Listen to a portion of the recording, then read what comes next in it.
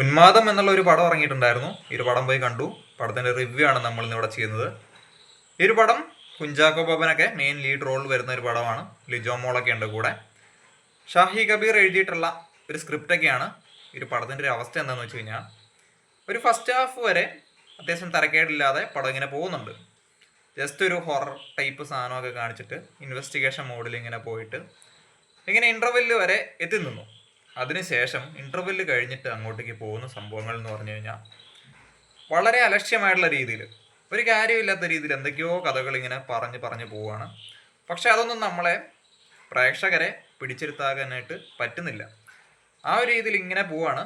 അവസാനം കഥയുടെ ആ ഒരു എൻഡ് പോർഷനിലേക്ക് വരുമ്പോഴത്തേനും ഈ പറഞ്ഞ പ്രേതം, ഭൂതം, അമ്മാതിരി പരിപാടികളും കാര്യങ്ങളെല്ലാം കൊണ്ടുവരാനായിട്ട് ശ്രമിച്ചിട്ട് എന്തൊക്കെയോ ആയിപ്പോയിട്ടുണ്ട്. ഇതിനകത്ത് കുറേ കാര്യങ്ങൾ പറയാനുണ്ട്.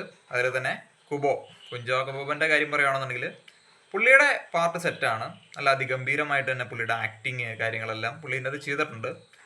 നല്ല രീതിയിൽ പുള്ളിയുടെ എഫർട്ട് ഇട്ടിട്ടുണ്ട്. അത് ശരിക്കും കാണാനും പറ്റും. പിന്നെ മറ്റ് കഥാപാത്രങ്ങൾ വരുന്നത് ലിജോ മോളുണ്ട്. ലിജോ മോളിനെ ഈ ഒരു പടത്തിനകത്ത് കാസ്റ്റ് ചെയ്യേണ്ട ആവശ്യമേ ഇല്ലായിരുന്നു. കാരണം ലിജോ മോൾക്ക് അതിൻ്റെ അകത്തൊന്നും കാര്യമായിട്ട് ചെയ്യാനൊന്നുമില്ല.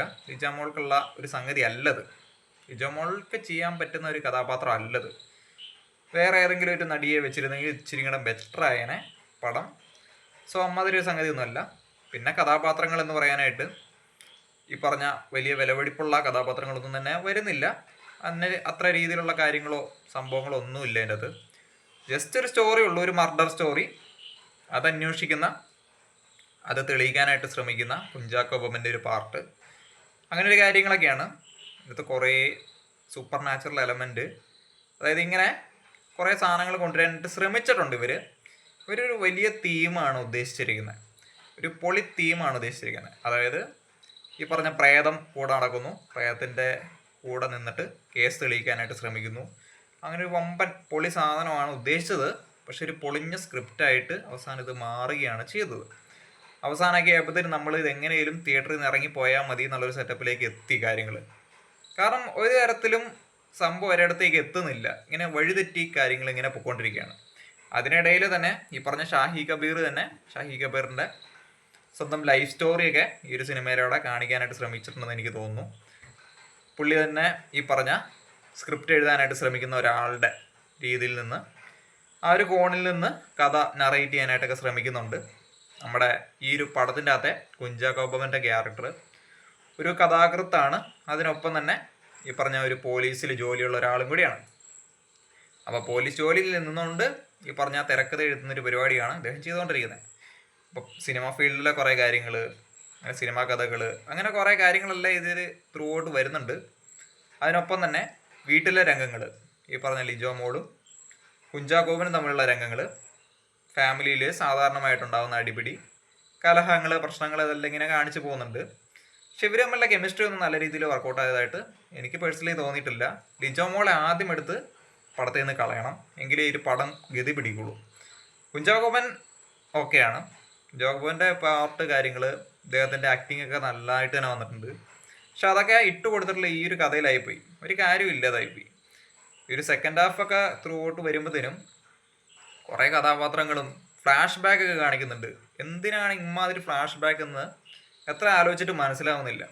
അതുപോലെ തന്നെ ഈ ഒരു ഫ്ലാഷ് ബാക്ക് ഒക്കെ കാണിക്കുന്ന, ആ സ്റ്റോറി കാണിക്കുന്ന ഒരു ഏരിയയിൽ ഒരു പർട്ടിക്കുലർ സീനുണ്ട്. ഒരുപാട് സ്പോയിലർ ആയതുകൊണ്ട് ഞാൻ അതിനെപ്പറ്റി അത്രയും ഡീറ്റെയിൽ ആയിട്ട് പറയുന്നില്ല. പക്ഷെ എന്നാൽ പോലും ഒരാൾ പെട്ടെന്ന് നമ്മളെ അറ്റാക്ക് ചെയ്യാനായിട്ടൊക്കെ വരിക, അല്ലെങ്കിൽ നമ്മുടെ ജീവിതത്തിന് തന്നെ ഒരു വലിയ പ്രശ്നം ഫേസ് ചെയ്യുന്ന ഒരു ഘട്ടമാണെന്ന് വിചാരിക്കുക.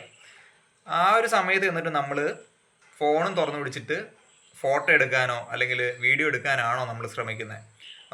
നോർമൽ മനുഷ്യർ എന്താ ചെയ്യുന്നത്? അങ്ങനെ ഒരു പരിപാടിയാണോ ചെയ്യുന്നത്? പക്ഷേ ഈ ഒരു പടത്തിൻ്റെ അകത്തെ ഒരു കഥാപാത്രം അങ്ങനെയല്ല. ഈ പറഞ്ഞ ആ കഥാപാത്രത്തിൻ്റെ ജീവൻ തന്നെ എപ്പോൾ വേണമെങ്കിലും പോകാന്നുള്ള നിലയിലാണ് നിൽക്കുന്ന കാര്യങ്ങൾ.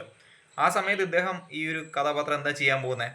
നേരെ ചെന്നിട്ട് ഫോട്ടോ എടുക്കാനൊക്കെയാണ് ശ്രമിക്കുന്നത്. ലോജിക്കായിട്ട് ഒരു തരത്തിലും കണക്റ്റ് ആവാത്ത രീതിയിലുള്ള പരിപാടികളൊക്കെയാണ് ഈ ഒരു സിനിമയിൽ കുറേ കാര്യങ്ങളിൽ ചെയ്തു വെച്ചിട്ടുള്ളത്. പിന്നെ കുറേ പല്ലിയുടെ റെഫറൻസ് വെച്ചിട്ടുള്ള പരിപാടികളുണ്ട്. ഇടയ്ക്കിടയ്ക്ക് ഇങ്ങനെ പല്ലികൾ വരും. അതുപോലെ തന്നെ ജമ്പ് സ്കെയർ സീനുകളൊക്കെ ഉണ്ട്.